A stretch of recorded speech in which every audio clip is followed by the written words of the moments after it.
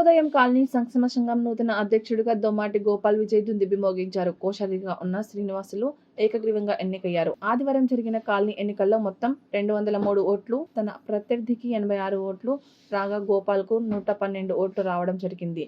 మరో 5 ఓట్లు చెల్లుబాటు కాలేదు. దీంతో 26 ఓట్ల మెజారిటీతో గోపాల్ గెలుపొందారు. తనపై నమ్మకంతో ఓటు వేసి గెలిపించిన కాలనీవాసులకు నూతన అధ్యక్షుడు దొమ్మాటి గోపాల్, కోశాధికారి పున్న శ్రీనివాసులు కాలనీవాసులకు కృతజ్ఞతలు తెలియజేశారు. కాలనీ సంక్షేమం కోసం తన వంతు కృషి చేస్తామని అన్నారు.